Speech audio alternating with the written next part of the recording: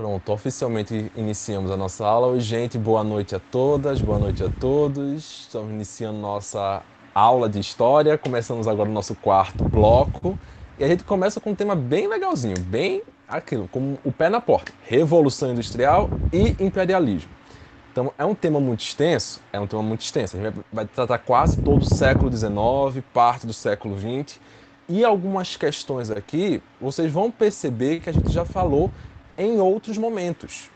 A gente já falou na aula de doutrinas religiosas, de doutrinas do século XIX, a gente já falou nas aulas de sociologia, já falamos também nas aulas de humano essencial, de intertexto. Então, percebam que o tema que a gente vai trabalhar aqui vai ser muito interessante porque vai fazer esses laços, a gente vai fazer esses nós com as outras aulas que já foram passadas e repassadas para vocês.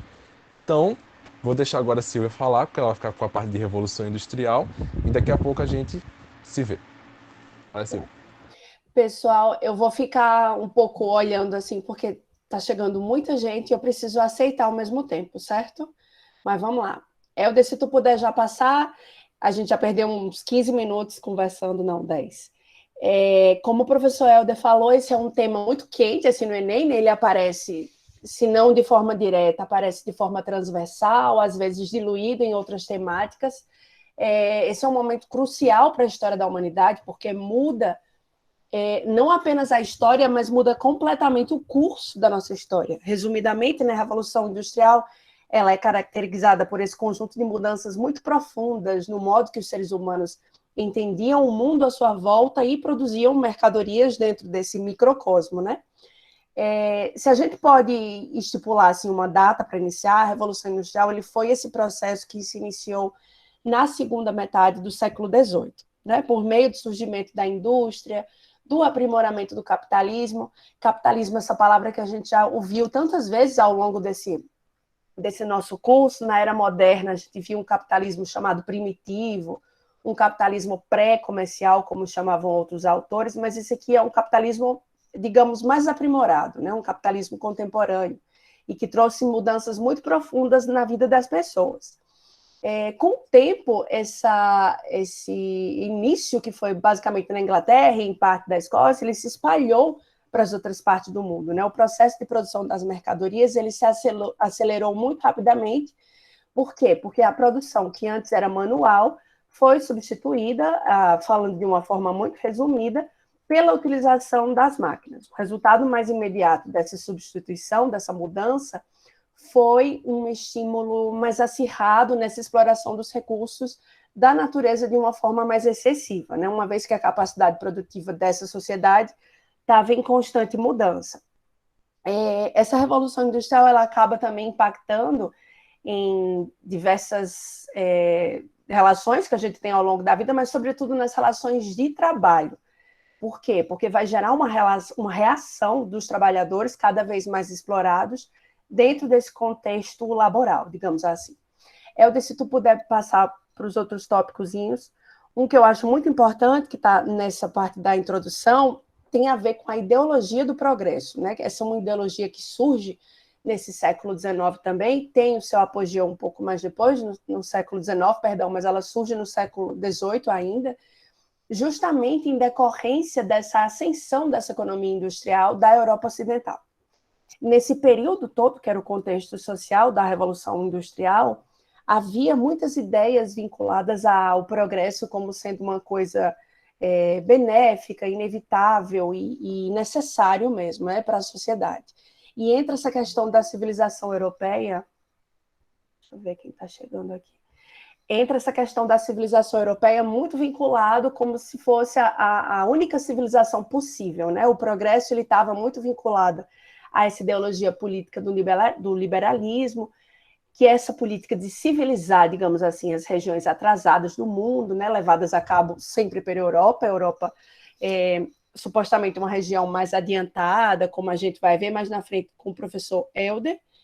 E tem um historiador muito importante para essa história toda, o nome dele é Eric Hobsbawm, e ele diz que durante essa Revolução Industrial ocorreu um processo de que o poder produtivo humano segundo ele, teria alcançado níveis inimagináveis, né? E níveis novos, assim, uma coisa inédita. Ele chama a Era das Revoluções, talvez alguns de vocês já tenham ouvido falar nesse termo, esse período que começa com a Revolução Francesa, né, mais ou menos 1789 até 1848, pega também a Revolução de 1848, que foi esse momento vinculado ao desenvolvimento mesmo da Revolução Industrial. Na verdade, ele fala de uma grande revolução que teria tomado esse período como um todo, que teria mudado mesmo o rumo da história humana. Para esse historiador, essa revolução industrial, inicialmente inglesa, foi que moldou a economia do mundo a partir do século XIX. Helder, se você puder passar, eu vou falar brevemente dos antecedentes históricos dessa revolução, né? Um dos principais motivadores do processo histórico da Revolução Industrial, ele ocorre nesse contexto do desenvolvimento da máquina a vapor. Pode ser uma coisa simples, assim, porque é interessante porque essa máquina a vapor, ela aproveitava o vapor da água, que era aquecido pelos carvões, para produzir a energia que era necessária para fazer funcionar as máquinas. É interessante porque essa máquina a vapor ela já existia no século XVII, mas foi somente no século XVIII que esse equipamento foi aprimorado e por conta disso, muitos historiadores apontam que essa década de 1760 teria sido o ponto de partida da Revolução Industrial. Sempre que a gente fala em datas, em cronologia, isso tudo é um motivo, é muito dúbio, assim, sobretudo em relação à Revolução Francesa, existe muita controvérsia a respeito dessa data. Mas isso não é importante para o Enem, não é importante para a gente aqui. O essencial é entender que essa Revolução Industrial ela fica marcada pelo desenvolvimento mesmo tecnológico das máquinas e que transformaram esse estilo de vida da humanidade, né?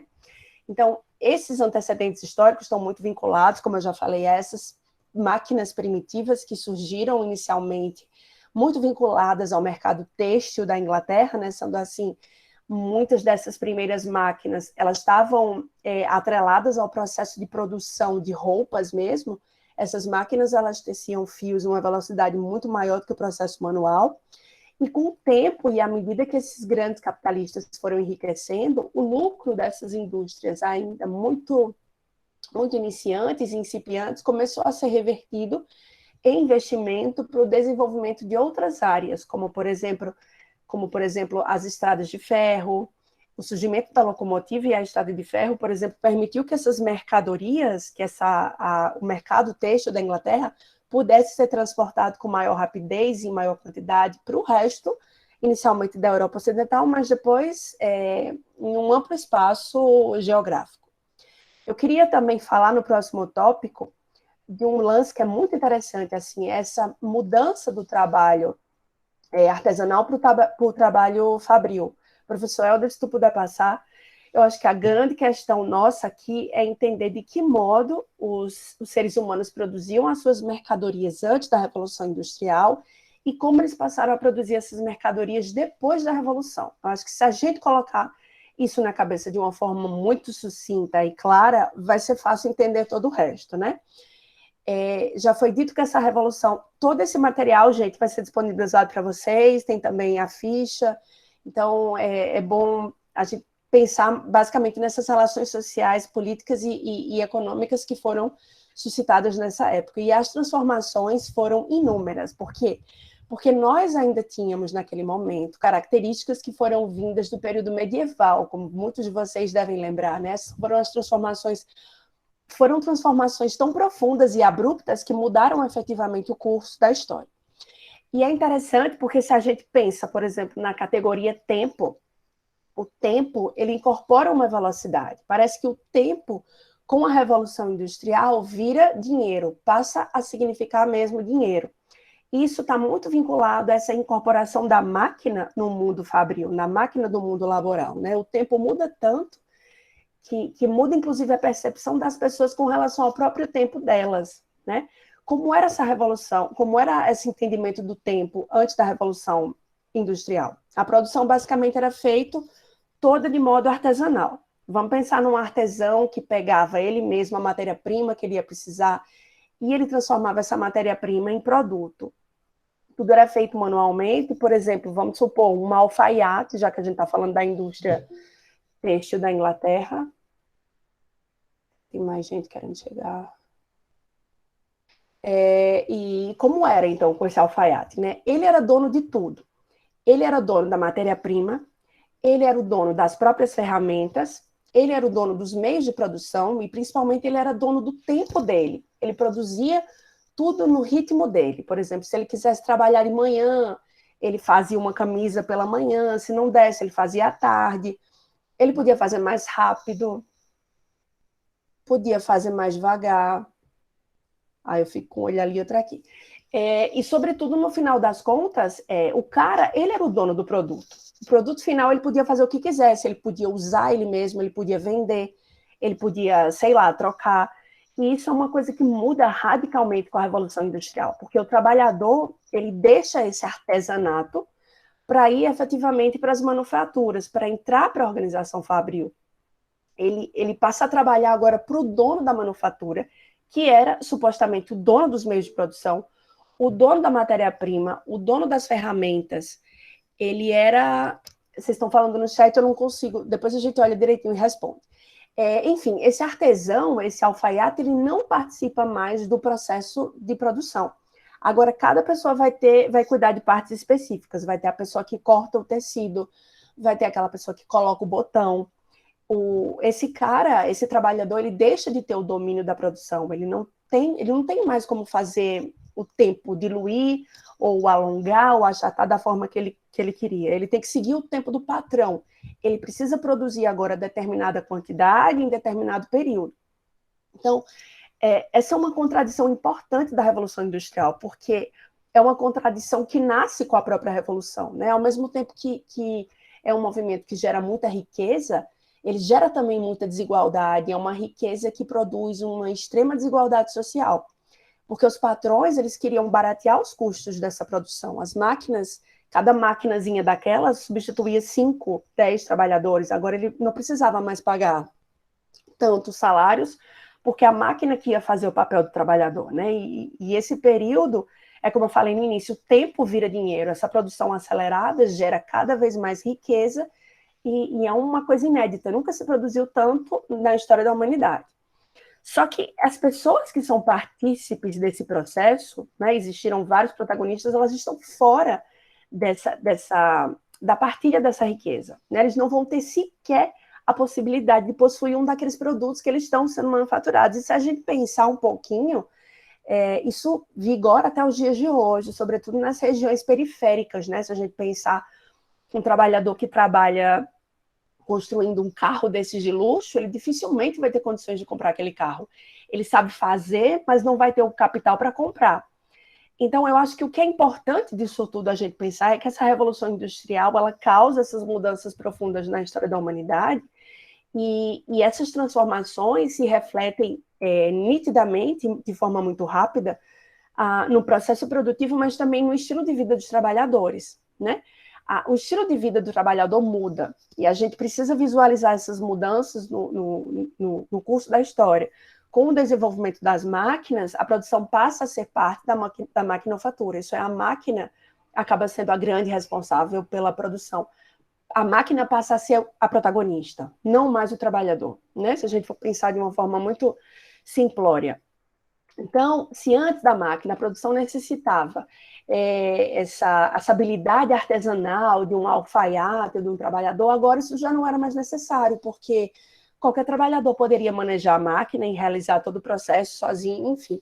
Isso se refletiu de uma forma muito abrupta na questão do salário. Vocês vão ver mais para frente com o professor Vinícius, utilizando, por exemplo, o salário de um próprio artesão. No início da Revolução Industrial, ele ganhava muito, por exemplo, 1795, mas esse número já passou diminui progressivamente, e não apenas na Inglaterra, mas no resto da Europa também. Tudo que acontecia na Inglaterra se refletia para o resto do mundo. As jornadas desses trabalhadores eram uma coisa violentíssima, chegava a 16 horas diárias de trabalho, com 30 minutinhos para a pessoa almoçar. O trabalho era muito cansativo, era perigoso, não havia nada que protegesse os trabalhadores, como vocês vão ver mais adiante. Era muito comum esses acidentes laborais, era muito comum morte de trabalhadores também. Ainda vinculado a essa questão social, entra a questão das mulheres e das crianças que também trabalhavam, que também participavam dessa máquina, né? E os salários chegavam a ser 50% menores do que um do homem adulto. Os salários, eu digo, das mulheres e das crianças. E era incrível, porque muitos patrões, eles preferiam contratar mulheres e contratar crianças, porque o salário seria bem melhor. E, por consequência, o seu lucro maior. E essas, tanto as mulheres quanto as crianças, elas tinham que se sujeitar e obedecer a essas ordens, porque senão o quadro ia ser ainda pior, né? Então, a gente entra nesse quadro de extrema exploração dos trabalhadores, que posteriormente são criadas essas organizações, trabalhadores cujas as maiores reivindicações a gente vai ver mais adiante com o professor Vinícius. É difícil falar, a gente estava tentando, Vinícius, eu e Helder, tentar dividir os temas, porque é tudo muito vinculado um ao outro. Fica à vontade, Silvia, pode falar tranquilo. Não, mas eu acho que o essencial dessa questão da mudança do trabalho artesanal para o trabalho fabril, eu acho que a gente já conseguiu concluir. Helder, se tu puder passar.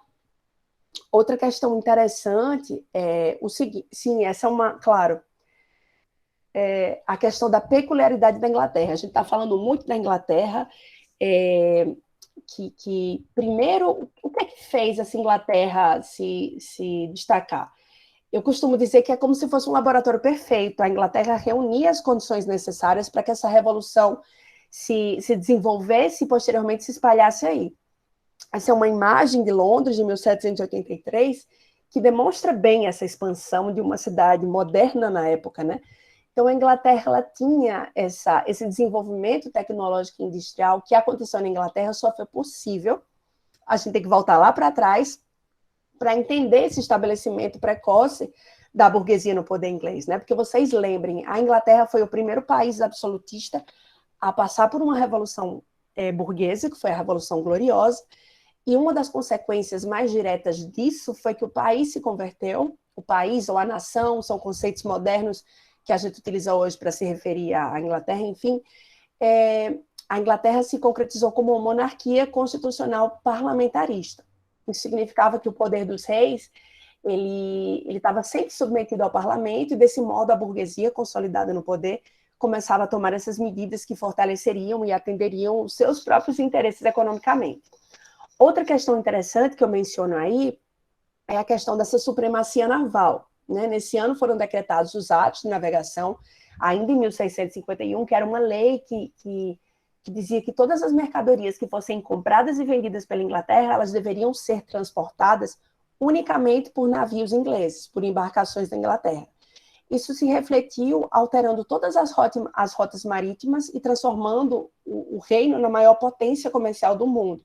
Lembrem-se, século XVII, a maior potência era Portugal, Espanha, isso muda de uma forma quase que radical no século seguinte, com esse destaque da Inglaterra, né? O capital excedente, nesse período, foi utilizado no desenvolvimento das máquinas há algum tempo depois.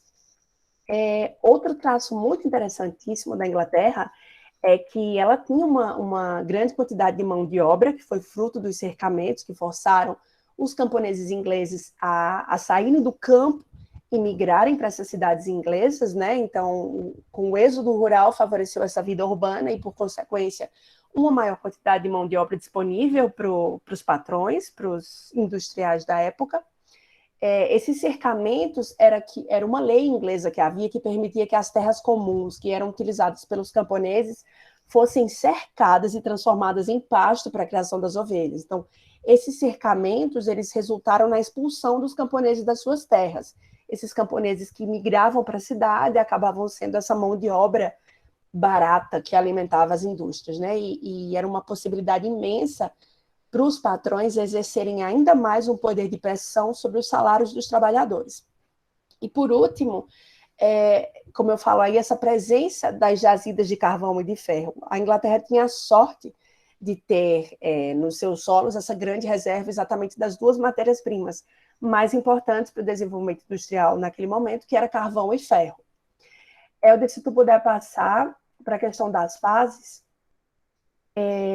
origens, fases e processo histórico.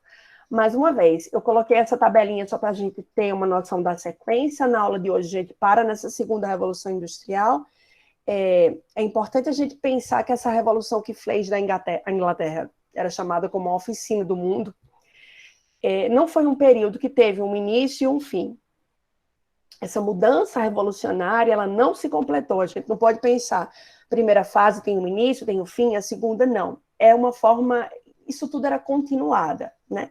Por isso que a gente sempre repete, é muito difícil dizer com precisão quando inicia a Revolução Industrial ou quando para.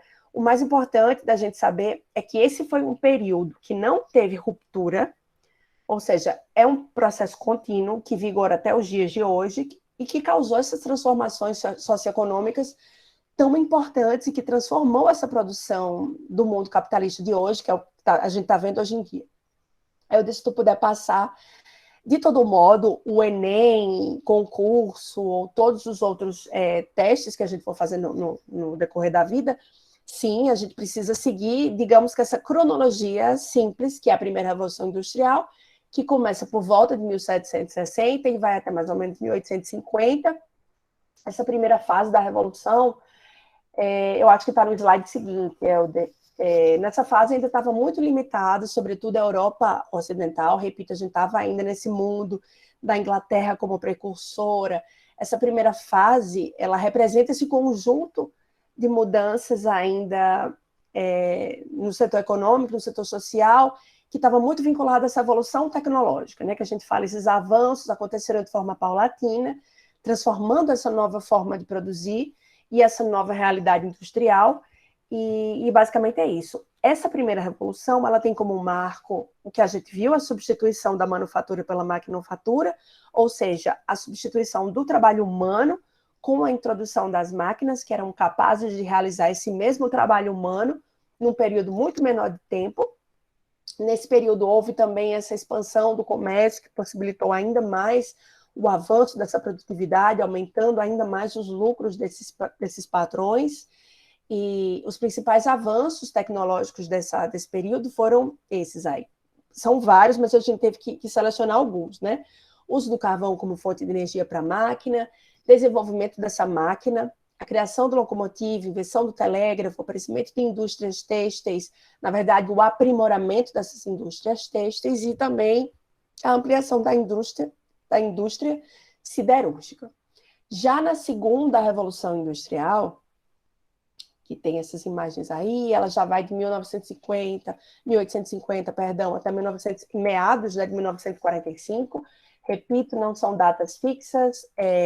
Essa segunda fase da Revolução, ela compreende esse processo evolutivo dessas tecnologias. Deixa eu aceitar aqui. Dessas tecnologias que modificaram ainda mais esse cenário econômico, industrial e social, né? E é um período que finaliza com a Segunda Guerra Mundial.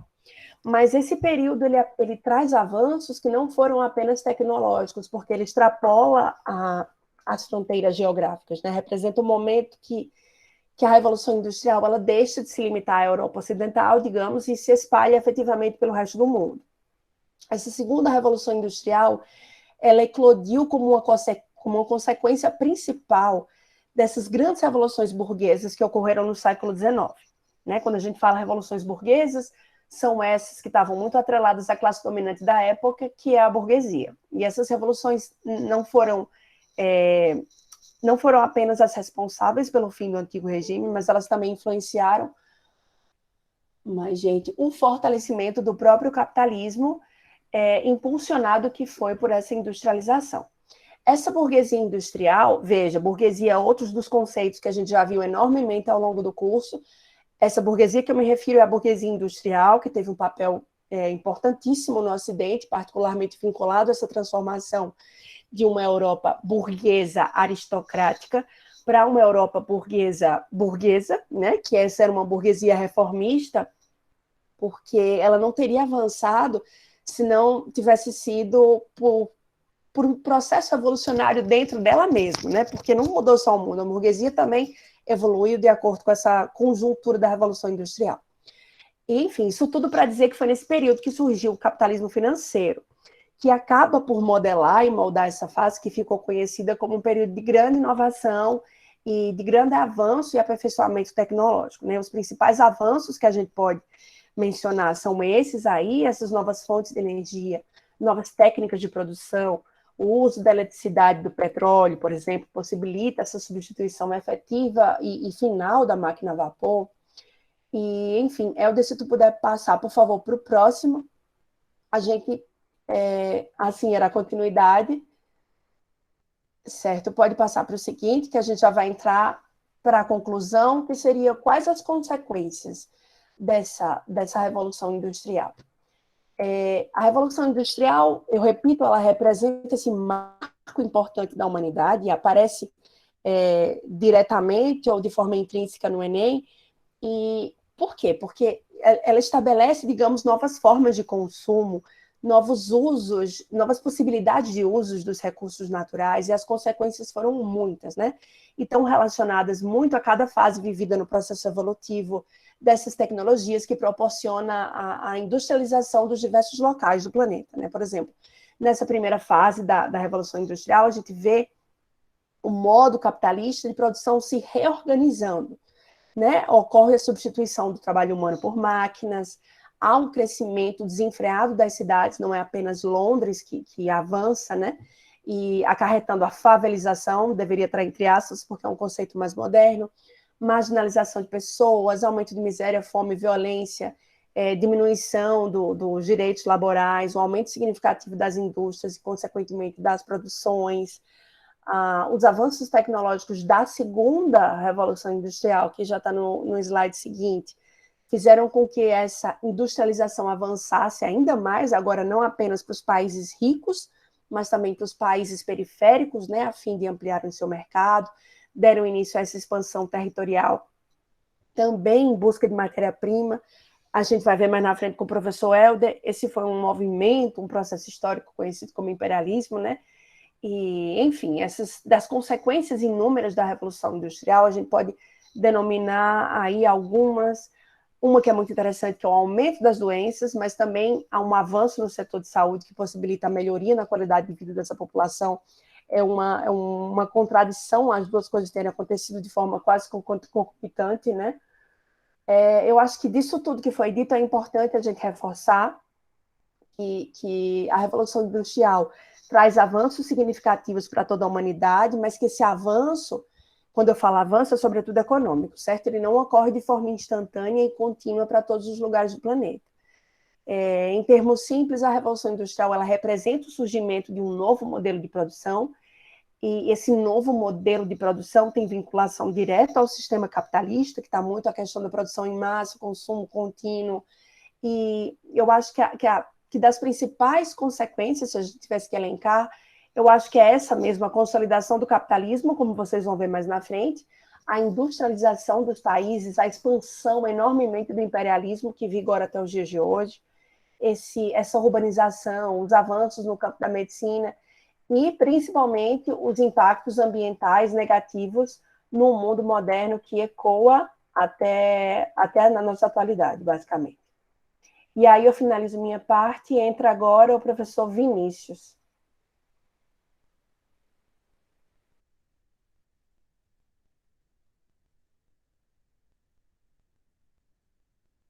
Bom, boa noite novamente a todo mundo.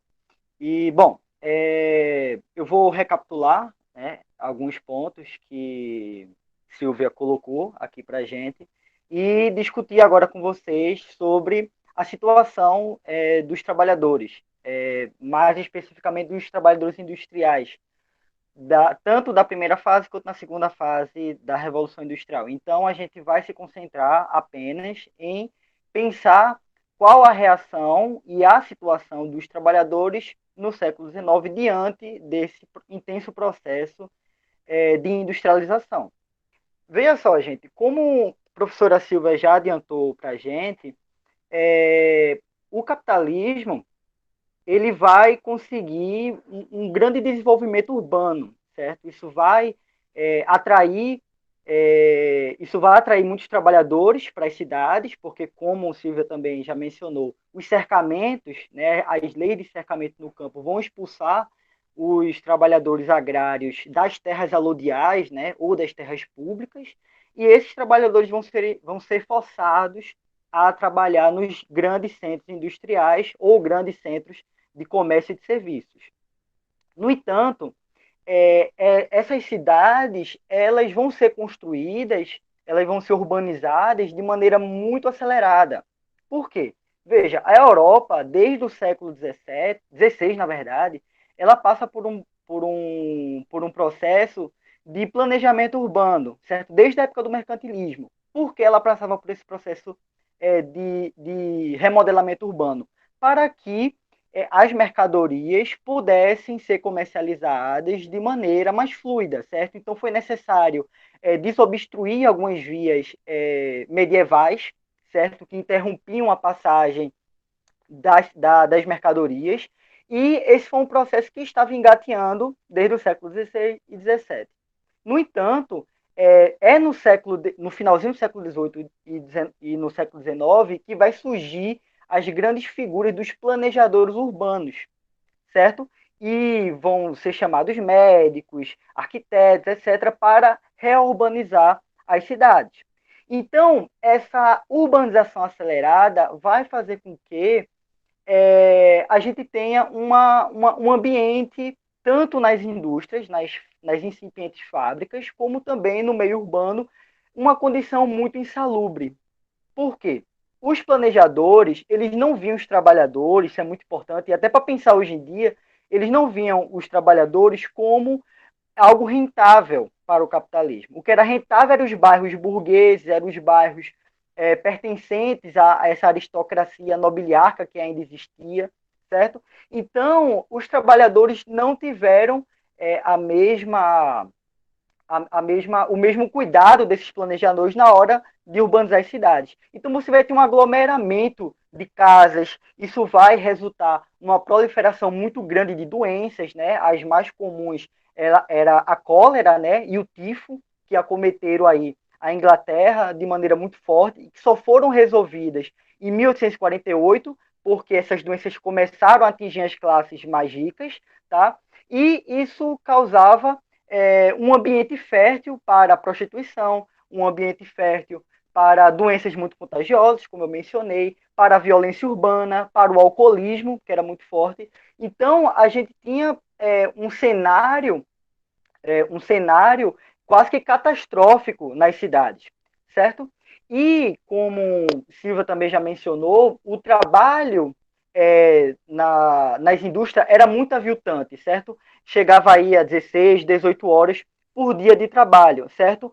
Não tinham direitos remunerados ou regulares, regulamentados pelo Estado, então você não tinha 13º, não tinha férias, não tinha seguro-desemprego, não tinha nada, certo? É o que, se a gente continuar com a política neoliberal, vai acontecer com a gente daqui a pouco também, né? Vai acabar com todos os direitos trabalhistas e dizer que isso vai fazer com que o Brasil se desenvolva economicamente, aquela balela toda, certo? Vinícius, Então, tem um detalhe. Se você se machucasse ou se você ficasse doente, o seu dia era descontado. Você não exatamente, recebia, eram que era o descontados. pior.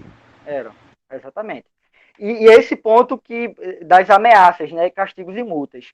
Vejam só, como Silva muito bem colocou, a Revolução Industrial, gente, ela não é só uma revolução técnica, entendeu? Porque, veja, a primeira máquina de fiar data do século XV, certo? Só que a primeira máquina de fiar, a coroa inglesa assassinou seu criador. No século XVI e XVII, você também vai ter o desenvolvimento técnico, certo? Não é a Revolução Industrial que vai trazer indústria para o mundo. A indústria já existia desde o Egito, certo? De cerâmica e tal. A indústria de ferro já existia desde a época da Grécia. A principal, e aí é uma discussão bem interessante, tá? A principal revolução da Revolução Industrial é uma revolução no trabalho, certo? É uma revolução de como que você vai controlar uma massa gigantesca de pessoas dentro de uma indústria e regular essas pessoas para que elas obedeçam e para que elas sejam obedientes a regulamentos de produção. Porque, veja só, como o Silvio já falou, o trabalhador, antes do período de maquinização e de industrialização massiva, ele trabalhava, ele tinha o seu próprio ritmo de trabalho, certo? Ele determinava suas horas por dia de trabalho, agora não. ele vai ter que ele vai ter que obedecer a um regulamento protocolar de trabalho. Vai ter que trabalhar de segunda a sábado, certo? Então, como é que você força uma população a acordar 6 horas da manhã para trabalhar numa segunda-feira? Por isso que é tão interessante descobrir história, né? Porque as pessoas odeiam a segunda-feira, não é sempre odiava, certo? Isso tem uma demarcação. O próprio historiador Edward Thompson, ele tem um capítulo do livro dele, Costumes em Comum, para falar sobre a maldita segunda-feira, que era uma revolta dos trabalhadores para não trabalharem na segunda-feira. Então, eles bebiam, eles não iam trabalhar na segunda-feira como forma de revolta, certo? Então, a principal preocupação dos capitalistas no final do século XVIII, início do século XIX, não era em desenvolvimento técnico, não era uma questão técnica, era uma questão de como é que eu vou mudar toda a estrutura social e cultural do trabalho e forçar esses trabalhadores a seguir um ritmo de trabalho, certo? E isso proporcionou a exploração, e Silva já comentou isso também, né? O trabalho infantil e o trabalho feminino nas minas, na própria indústria têxtil, nas mineradoras, nos próprios portos, né? Dos marinheiros, etc. Pode passar, Helder, por favor. Como no meus slides eu sempre gosto de deixar um trecho de livros para você, eu deixo aqui do professor Edgar Decker, que ele vai defender essa posição, né, de que a principal transformação da Revolução Industrial é no ritmo de trabalho. Então eu deixei aí uma citação dele para que vocês depois possam ler com material de estudo. Pode passar, Helder. Aqui só duas imagens, né, para oferecer para vocês um contraste, né, entre a vida urbana, certo? Então você tinha, de um lado, a vida aristocrática, né, ou a vida burguesa, que vai se iniciar nesse período, ela só vai se consolidar mesmo numa fase, na segunda metade do século XIX, na chamada Belle Époque, né? Mas ela já tinha os seus pezinhos ali iniciais no início do século XIX, tá? Essa coisa da vida romântica, né, que é muito típica do liberalismo, quer dizer, o liberalismo, né, o que vocês já viram muitas vezes, né, a gente já debateu esse conceito, ele que vai fomentar essa ideia do romantismo no século XIX, né, o indivíduo acima de tudo e tal, essa coisa do prazer e tal. Então, você tinha isso como uma ideologia dominante e, de outro lado, você tinha essa aglomeração de trabalhadores vivendo, né, nesses cortiços, com uma situação de pauperismo muito grande, né? Pode passar. Porque aquela coisa, gente, a Revolução Industrial, ela foi um processo de segregação muito grande, desde seu nascimento, né? Eu acho que desde ali da Revolução Gloriosa na Inglaterra, desde a institucionalização de uma burocracia moderna, certo? E que legitimava a expulsão de pessoas de seus territórios, etc. E isso foi um processo um processo de exclusão social. Porque, veja só, não, eu não vou entrar nesse daí, senão eu não vou terminar hoje, tá? Vamos passar logo, que eu estou contando tempo aqui e já passou quase a metade. Bom, vamos lá. Aqui, mais uma vez, algumas citações. Esses três são muito interessantes, gente, porque não era só os trabalhadores que se viam em uma situação desesperadora, tá? Na verdade, até mesmo alguns analistas da classe média, jornalistas, médicos, enfim, as chamadas profissões liberais, e também alguns burgueses ficavam atônitos com esse processo de urbanização. E muitos deles entraram até em choque com a situação de miséria daqueles trabalhadores. Então eu separei alguns trechos, muitos deles são alguns documentos, né, como o do próprio Engels e do próprio Guepin, que eram pessoas que viveram naquela época, que eram pessoas da classe dominante, vamos dizer assim, mas que tinham um pensamento social e que viam o desenvolvimento do capitalismo com muito pesar, né, por conta dessa crescente miséria. Pode passar. Vinícius, só um detalhe. É nessa época também que começa a desenvolver o socialismo utópico, com... O socialismo utópico ele se inicia logo após a Revolução Francesa, tá? O socialismo utópico ele tem um pé muito forte nos escritos do Bebelf, certo? Que ele vai criar a Liga dos... Eu não me lembro agora o nome da Liga dos Unidos, alguma coisa assim, não me lembro.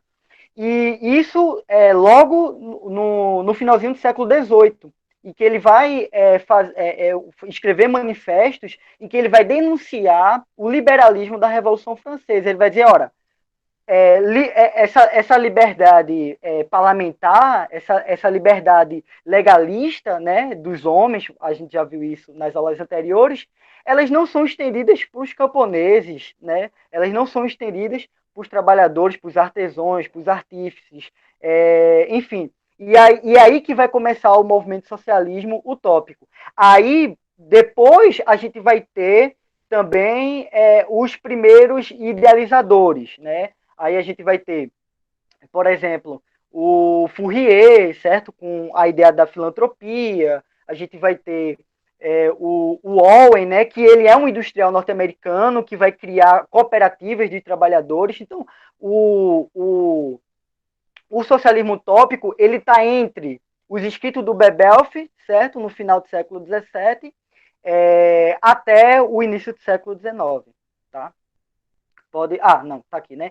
Sim, agora vamos ao que interessa, né? A reação dos trabalhadores ao capitalismo. Veja, algumas observações são muito válidas. Gente, tá tranquilo, tá dando para entender, eu tô falando muito rápido, é porque o tempo é curto também, né? Mas vamos falando aí, se tá tudo tranquilo, se não tem nenhuma dúvida. Tá Bom, tranquilo. vê só, vamos lá.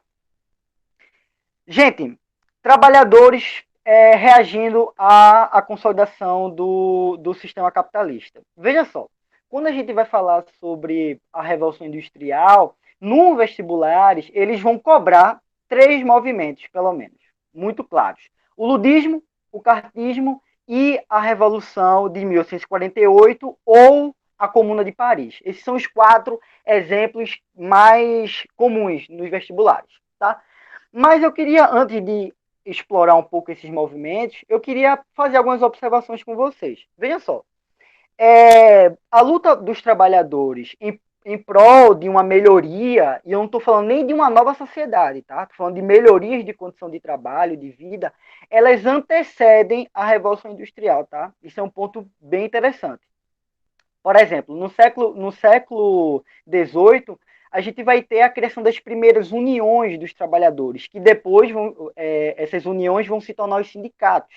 Mas antes você tinha as uniões dos tecelões, as uniões dos artesãos, dos pesqueiros, enfim. E, para vocês terem uma ideia, a primeira lei que proíbe essas organizações vai ser feita ainda no século XVIII. Veja, não é nem no século XIX. No século XVIII, em 1780, se eu não me engano, você vai ter a Combination Act. Né?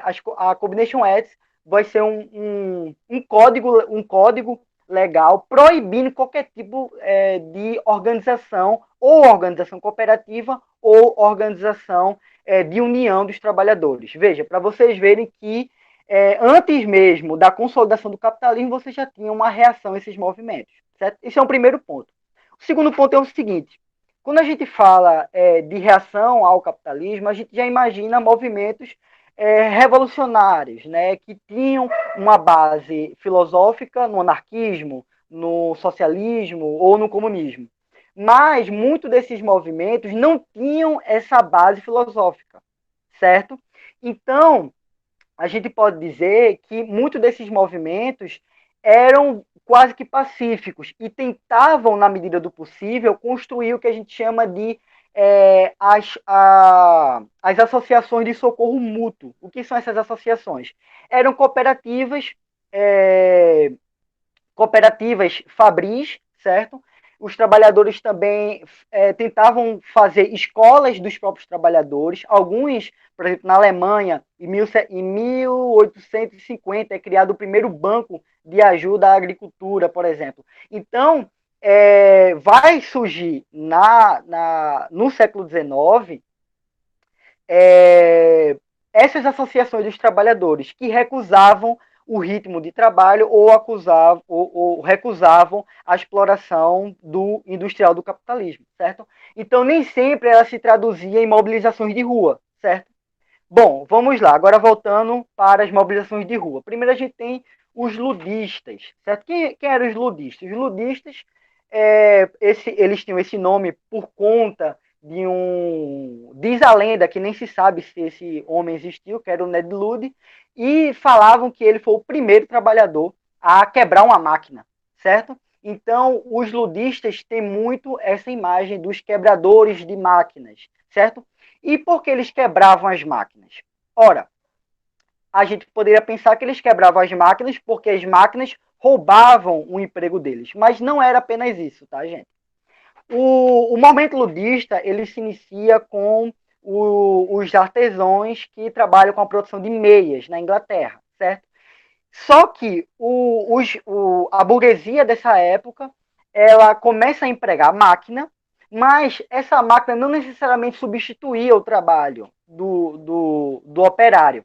Muitas vezes, a máquina diminuía o seu salário. E era essa uma das principais motivações para se destruir as máquinas, certo? Então, se lutava para a destruição das máquinas com o objetivo de restaurar uma indústria doméstica, como Silva já falou anteriormente, e de não deixar que essas máquinas roubem os empregos e também não diminuem os salários. Só que os ludistas não foram responsáveis apenas por quebrar máquinas, eles matavam de fato os burgueses. Era muito comum matar filho de alguns capitalistas, de matar a polícia local. Então eram lutas muito sanguinárias, vamos dizer assim.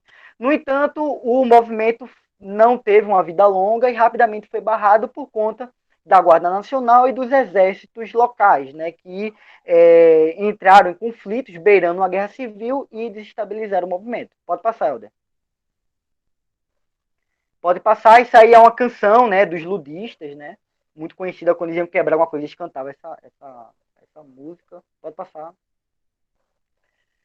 Pode passar também. Isso aí é o Rude, né, que é um historiador muito legal. O livro dele é A Multidão na História, e ele fala sobre como é que era o temor, né, aos ludistas. Pode passar.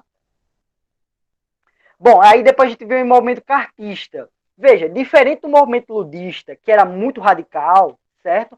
E se apoiava em bases fundamentadas na justificação da violência, né, como forma de superar essa exploração, alguns trabalhadores se vinham diante de uma situação estratégica diferente. Eles afirmavam o seguinte: olha, dá para a gente resolver as questões dos trabalhadores sem um combate direto. E aí surgiu os cartistas, certo? Também na Inglaterra. E por que eles têm esse nome cartistas? Né? Porque o seu principal líder, o Lovett, né, ele vai escrever uma carta juntamente com outros trabalhadores, chamada Carta do Povo, certo? E ele vai e esse movimento vai reivindicar o quê? Regulamentação do trabalho infantil, e tirar as mulheres do trabalho da mineração, realizar reformas no parlamento, para fazer com que os trabalhadores tenham acesso à Câmara dos Comuns, permitir a participação de operários em associações políticas, ou seja,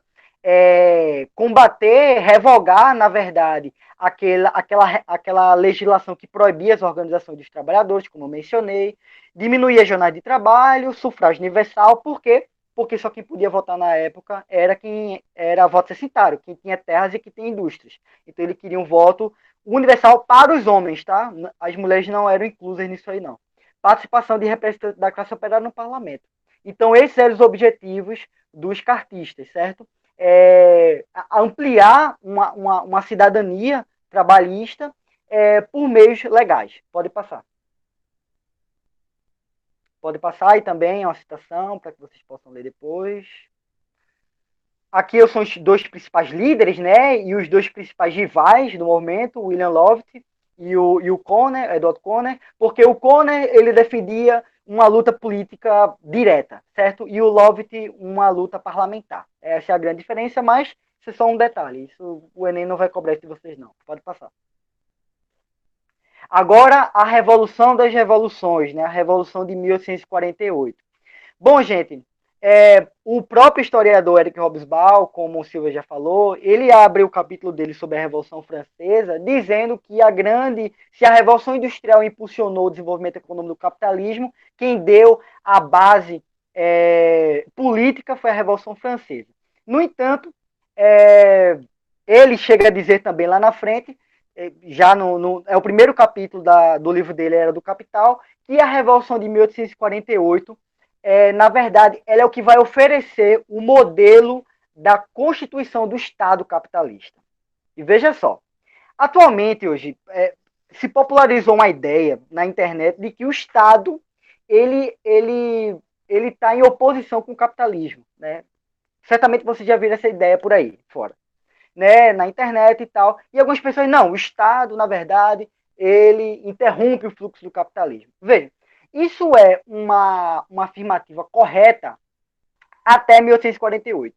Depois de 1848, essa afirmação não se sustenta mais, porque o Estado, depois de 1848, ele vai se transformar no Estado burguês, certo? Ele vai depois da Revolução de 1848, e a gente vai ver por quê, ele vai derrubar os estados absolutistas, o antigo regime, e vai configurar agora um Estado burguês, certo? Uma burocracia muito diferente, um Estado regular, ou um exército regular, com seu próprio planejamento, etc, etc, etc. Certo? O que aconteceu em 1848? Gente, a gente viu nas aulas anteriores, principalmente na aula da Revolução Francesa, que o que vai acontecer em 1830? Em 1830, a gente vai ter 1830 não, gente, 1914, perdão, 1914, a gente vai ter o Congresso de Viena, certo? O Congresso de Viena, o que foi? Foi a expressão do antigo regime de bater de frente com os ideais liberais da Revolução Francesa. Isso aí vocês já viram, certo? O Congresso de Viena, ele vai fazer com que os estados absolutistas, certo? Que tinham como base o mercantilismo, evitassem o avanço da Revolução Francesa. Isso se perdurou até essa data, até 1848. Por quê? Em 1930, gente, o capitalismo vai conhecer a sua primeira crise econômica, que é a crise da produção do algodão. Certo? O algodão ele vai ser importantíssimo para a primeira fase da Revolução Industrial e ele vai entrar numa crise de superprodução. Ou seja, vai se produzir muitos artigos derivados do algodão e a demanda vai ficar obstruída. As pessoas não vão comprar tanto quanto a produção. Isso vai gerar uma superprodução e vai entrar em crise. Essa primeira crise vai fazer com que os liberais e os burgueses, ou seja, os capitalistas, se unissem para derrubar o Estado absolutista, porque eles queriam que o absolutismo desobstruísse o caminho para o capitalismo e que eles pudessem fazer reformas necessárias para uma remodelação do sistema capitalista que naquela época estava em crise. E aí depois a gente vai ter o aprofundamento da indústria química e também da indústria siderúrgica, certo? E aí a indústria do algodão não vai ter tanto a mesma força. E depois a gente vai entrar na segunda fase da Revolução Industrial. Bom, nesse primeiro momento, essa revolução vai começar a ganhar muitos adeptos no mundo inteiro, dos liberais. Então, por exemplo, a Polônia não vai mais aceitar o domínio da Rússia, do Estado russo sobre ela, certo? E outros estados não vão mais aceitar, a burguesia não vai mais aceitar esse domínio dessa aristocracia feudal que ainda existia. Eles não vão querer mais isso. E aí você vai ter, como eu coloquei, né, Confederação da Alemanha, na Península Ibérica, Itálica, na França, Império Otomano, Grécia, Sicília, etc, etc, etc, movimentos que lutassem contra o Estado absolutista. Certo? Volta aí, Helder. Acho que passou. Sim. Então, o que acontece? No momento inicial, a gente vai ter os liberais contra as monarquias absolutistas. No entanto, minha gente, muito dos trabalhadores que a gente já viu falar, a gente já estava falando, estavam em situações muito críticas de vida, começaram a agrupar essas manifestações. Começavam a fazer essas manifestações, começaram a ingressar nessas manifestações. E aí os liberais o quê? Perderam o controle das manifestações. E a partir desse momento, quem vai ganhar destaque nas manifestações de 48 não são mais aquelas fatias da classe média liberais. Quem vai ganhar palco agora são quem? Os anarquistas, os socialistas e os comunistas, certo?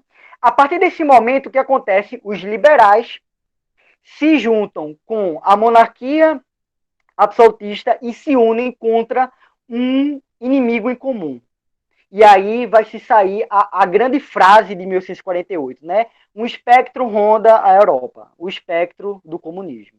Essa frase vocês já devem ter visto em Marx, né? Ele escreve o manifesto do Partido Comunista nesse ano, em 1848, em defesa da superação do capitalismo, certo? Então, a Revolução de 48, ela vai ser o quê? Ela vai ser o exemplo de que o Estado absolutista ele vai ceder espaço para os liberais e esse Estado vai se constituir agora em um Estado capitalista, de fato, certo? E aí, a partir desse momento, eles vão começar a reprimir esses movimentos dos trabalhadores que tinham uma expectativa de não apenas reformar essa sociedade, mas sim de superá-la, certo? Pode passar, Helder. Aqui alguns exemplos, pode passar, eu acho que acabou.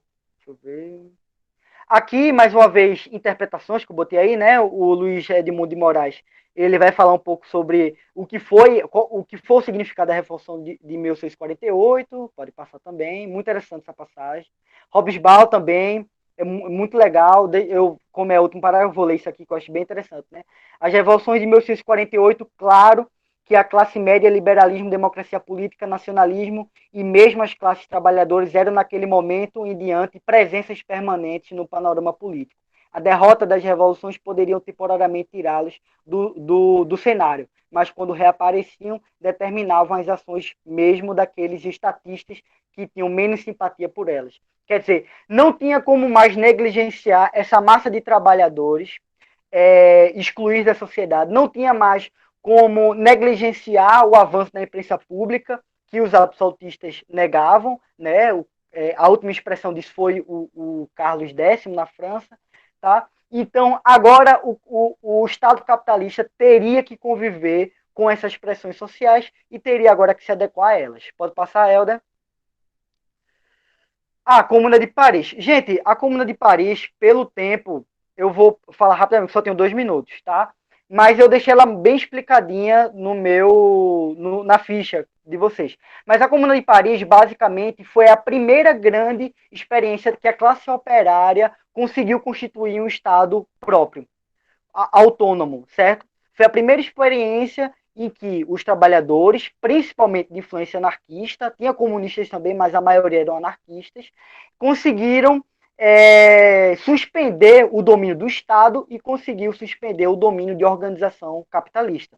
E a Comuna de Paris, ela só sobreviveu por 2 meses, porque o Estado francês, tá, isso ocorre na França, vai se juntar com o exército prussiano e vai criar uma guerra civil, né, em combate aos revolucionários, chamada da Semana Sangrenta. Mas a Comuna de Paris ela é muito exemplar nesse sentido, que ela é a primeira grande revolução, tá? Que consegue, por mais que só foram 2 meses apenas, superar o Estado capitalista e o seu sistema, certo? Pode passar. E é isso aí. Aqui eu enumerei algumas conquistas dos trabalhadores do século XIX, depois vocês podem dar uma lida com calma, que foi resultado de um conflito, certo, gente? Então, direitos sociais, trabalhistas, sei lá o que for, eles nunca são resultado da boa vontade da classe dominante. Geralmente são resultado aí de uma luta intensa dos trabalhadores, né? É isso. Pronto, valeu, Vinícius. E, gente, tudo que Vinícius e Silvia aqui já comentaram com vocês e foram apresentando na aula, façam sempre essas ponderações com as outras aulas que a gente já foi falando. As aulas de doutrina, que a gente já viu liberalismo, já viu sobre socialismo, já viu sobre anarquismo. As aulas de sociologia também voltadas para essa parte específica de política, o conceito político, que eu acho muito interessante você ver o conceito histórico dos movimentos sociais, dos movimentos históricos que estão naquele período, mas o conceito político, como quando ele foi formado, e façam sempre essa relação. História, sociologia e filosofia, então a gente está meio que nesse contexto unido aqui, certo? E eu acho que para a gente finalizar, eu vou dar um corre aqui com... Deixa eu só ver como é que tá aqui. Com imperialismo. Só para vocês terem uma noção, tudo que Vinícius falou, tudo que Silvio falou, eu não gosto muito dessa palavra de combinou e deu uma casualidade, que foi o imperialismo. Não. Eu penso mais que o imperialismo é muito mais uma construção constante de interesses, um jogo político, esse desenvolvimento de um capitalismo financeiro de um lado, as revoltas sociais dentro da Europa do outro, e essa visão de expansão do sistema capitalista para fora da Europa. Então, o imperialismo, ele não vai ficar restrito apenas ao continente europeu. Ele é um conceito histórico, ele é um conceito que vai abarcar a Rússia, vai abarcar o Japão, vai abarcar os Estados Unidos, mas só que nesse momento aqui a gente vai ver só dois pilares principais. Alguns países da Europa, as potências europeias que estavam já pleno desenvolvimento do imperialismo, da Revolução Industrial, então a gente vai ver a Inglaterra, a França, um pouco da Alemanha posteriormente, e também vamos ver os Estados Unidos nesse sentido. Mas no século XX, finalzinho do XIX, início do século XX, temos a Rússia, temos o Japão, e como é que esses países estavam mais alinhados ao modelo de conquista do mundo asiático, certo? Para a gente entender esse momento do imperialismo, século XIX, estavam passando por todas essas mudanças da Revolução Francesa, porém já existia vou dizer, um embrião de você tentar colonizar outras regiões na África e na Ásia, mas já existiam possessões, protetorados, regiões administradas pela Inglaterra, regiões administradas pela França, colônias espanholas, colônias portuguesas, colônias holandesas no território africano e asiático. Então, já existia isso, não no século XIX, mas isso já existia desde o período colonial, desde 1500, 1600, 1700. O que vai acontecer com o século XIX é essa mudança que vai trazer o capitalismo financeiro, que o Lenin mais na frente a gente vai ver, vai chamar também capitalismo monopólio, e também o desenvolvimento da Revolução Industrial. Então, a virada do século XIX com a Revolução Industrial, com a nova forma de exploração de trabalho e com a nova vivência do capitalismo, é que vai dar um impulso maior para o imperialismo dessas grandes potências, principalmente a Inglaterra, a França e a Alemanha. O que vai acontecer? Eu consegui encontrar um autor que ele divide em 3 fases essa questão do imperialismo. Entre 1870 e 1884, você tem realmente essa intensificação dessas potências no continente africano e asiático. A partir entre 84 e 85 vai existir uma coisinha chamada Conferência de Berlim, que é basicamente junta as grandes potências, vamos discutir como é que a gente vai dividir esse continente africano aqui, essas possessões africanas, sem consultar a população local. Olha que maravilha! Vamos fazer as coisas sem consultar eles, vamos fazer as coisas só do nosso jeito, do nosso modo de pensar, do nosso modo de ser, e divide o território africano entre esses 5, 6 grandes potências nacionais. E isso vai se estender até a Primeira Guerra Mundial. Da Primeira Guerra Mundial até a Segunda Guerra Mundial, ainda vão existir essas colônias, vai existir esse imperialismo, mas só que esse imperialismo vai estar agora muito mais reforçado com o fascismo. Então, de um lado você vai ter a Alemanha, do outro lado você vai ter a Itália. Eles vão também estar nessa disputa de poder, não só em territórios africanos e asiáticos, mas também dentro da própria Europa. Então, relaxem, o imperialismo é um assunto longo, mas a gente vai meio que dividir ele, tanto aqui, quando a gente for ver, quando for falar em Primeira Guerra Mundial, a gente retorna, e quando falar de Segunda Guerra Mundial, a gente também retoma ele, certo? Mas o que é imperialismo? Como é que a gente pode identificar? Quem é que participava desse imperialismo? Eu trago aqui um conceito do Lenin sobre o imperialismo, que é basicamente essa doutrina do capitalismo de se colocar. Vocês vão ver isso devagarzinho. Tem essa questão do imperialismo estar muito relacionado ao desenvolvimento do capitalismo, isso é fato. E eu quero que vocês percebam como é que isso está se relacionando com a Revolução Industrial, com a nova busca do mercado de consumo, novas buscas de matérias-primas e assim por diante.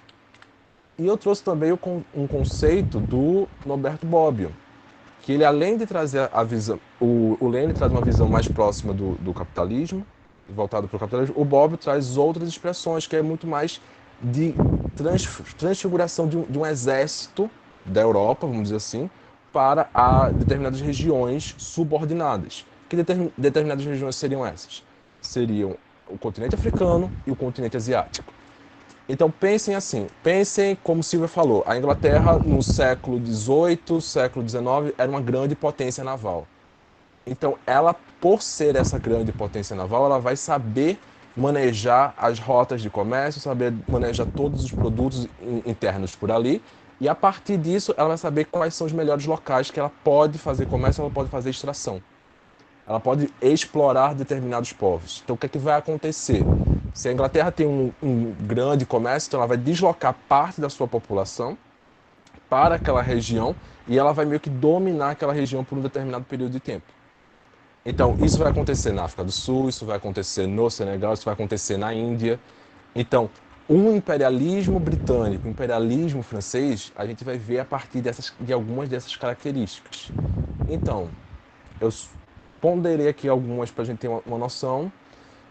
Domínio e conquista de territórios, imposição cultural sobre as populações dominadas, ou seja, a cultura britânica, a cultura francesa sendo imposta a uma cultura africana, então você iria negar a cultura africana, ou, por exemplo, a região de Gana, que foi colonizada pelos franceses, a região da Argélia, a cultura daquela região ali seria totalmente negada, seria totalmente apagada para você tentar construir um modelo francês naquela região.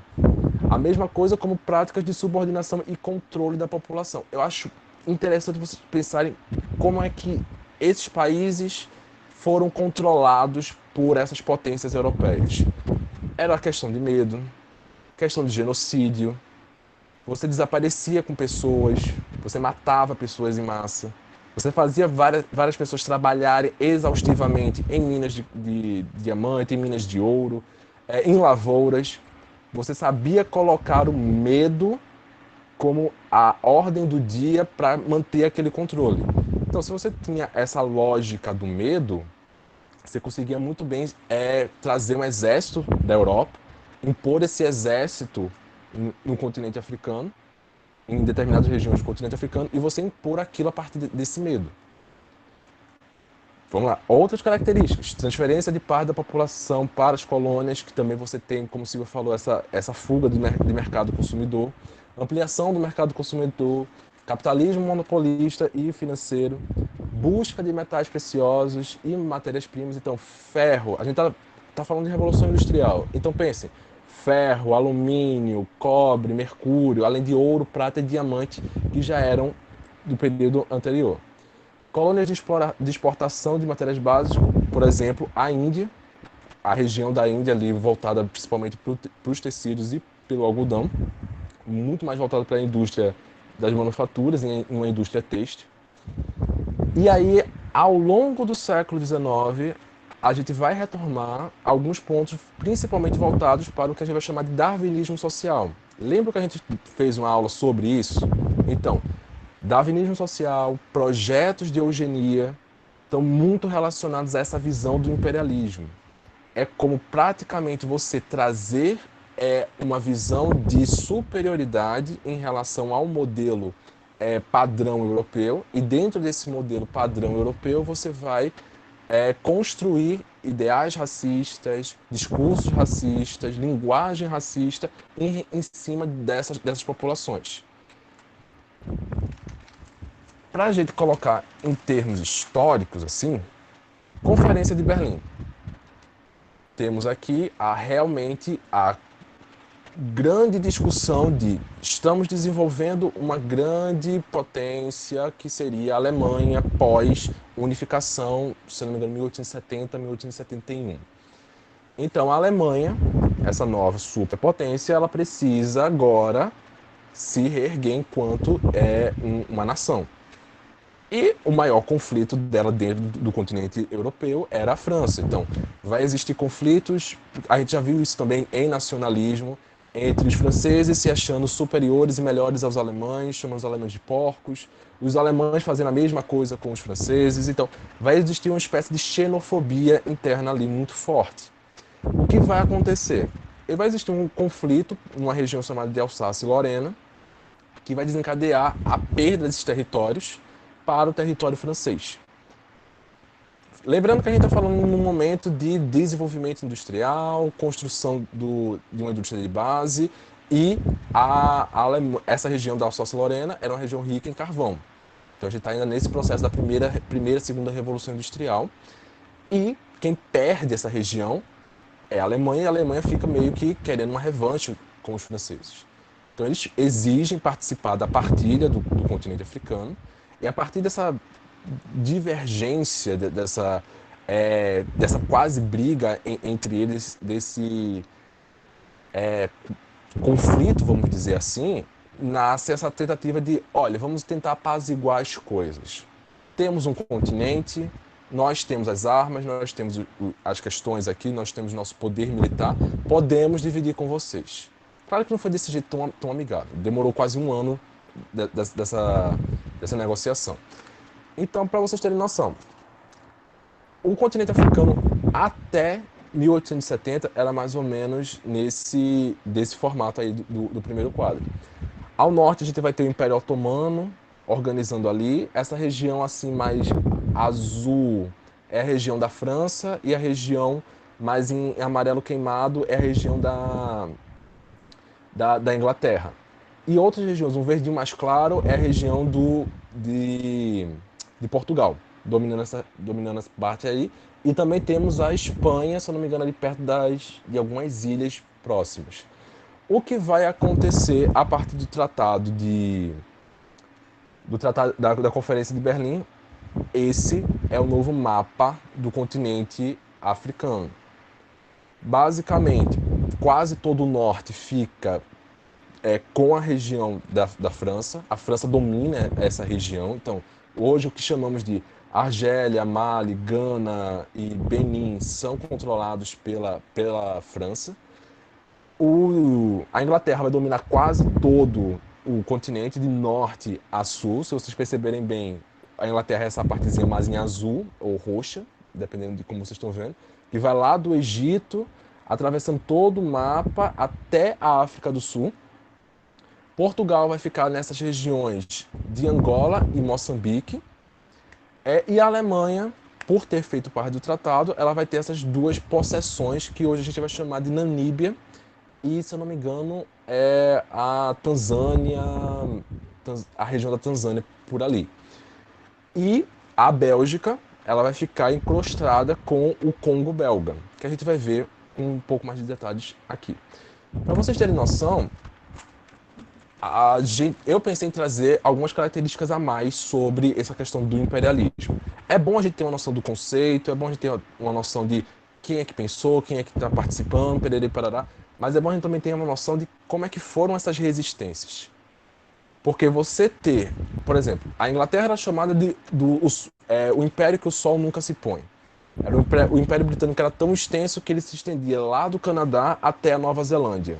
Então, e a Inglaterra era uma ilha, para vocês terem noção. Era uma ilha que conseguiu dominar vastos territórios.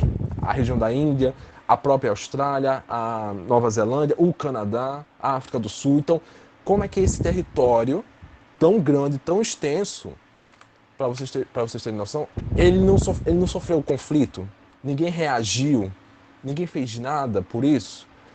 Então, por isso que a gente tem que também pensar quais foram esses territórios conquistados, dominados pelo Império Britânico. Então, a gente vai ter a Índia, Paquistão, Niemai, Bangladesh, e também o Oriente Médio. Hong Kong, com a questão da China, a Austrália, a África do Sul, Egito. E preste atenção nas datas. Século XVIII até o século XX. Eu acho muito mais curioso para vocês verem Hong Kong. Hong Kong começou lá no século XIX e vai até 1997.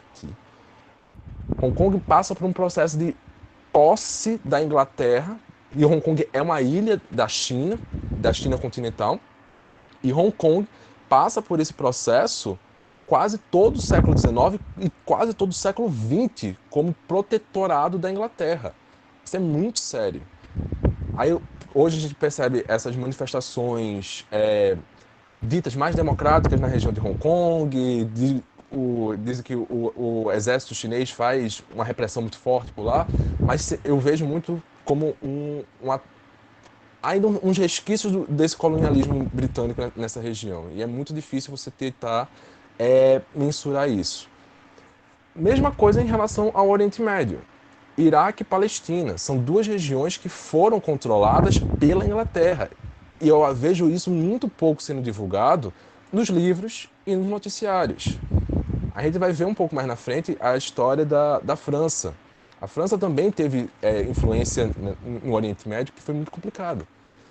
Mas, para vocês terem noção, nem tudo foi tão pacífico assim para os ingleses, principalmente com os Zulus na região da África do Sul. Existiam guerras, existiam conflitos, realmente, e não foi um conflito pontual, não foi uma guerrinha de um ano, foi ao longo do século XIX. Vários reis Zulus tentavam se destacar, um rei era o Shaka, ele praticamente foi um dos que comandou uma revolta contra a Inglaterra e também contra os holandeses, que também a região da África do Sul foi governada, foi controlada por um tempo pelos holandeses, e isso foi uma constante. Então a Inglaterra estava perdendo, isso também era uma coisa que feria o orgulho britânico, ele tinha canhões, tinha armas mais potentes, para pessoas que estavam utilizando lanças, arco e flecha. Então vamos dizer assim, era muito vergonhoso para um inglês que derrotou os escoceses, que derrotou boa parte do exército de Napoleão, perder para um grupo que para eles era considerado inferior, que estava utilizando paus e pedras na cabeça deles. Então eles não poderiam nunca perder, porque eles são a marinha britânica. Isso não só aconteceu na África do Sul, aconteceu na Índia com a Guerra dos Cipaios e também aconteceu com a Guerra do Ópio. E eu acho mais curioso ainda é a Guerra do Ópio. Porque o ópio era, vamos dizer assim, uma substância alucinógena que era muito utilizada pelos chineses e depois de um certo tempo os ingleses percebem aquilo como um bom naipe de mercadoria. Eu acho muito curioso a cabeça do liberal que eles veem uma oportunidade, veem um produto, acham que aquele produto pode vender bastante e quando percebe que quer transformar aquilo, mensurar em não sei quantos por cento, aí chega uma pessoa, um governo e diz, não, a gente não vai querer fazer isso, a gente não quer fazer acordo com vocês. Aí eles fazem o quê? Fazem uma guerra.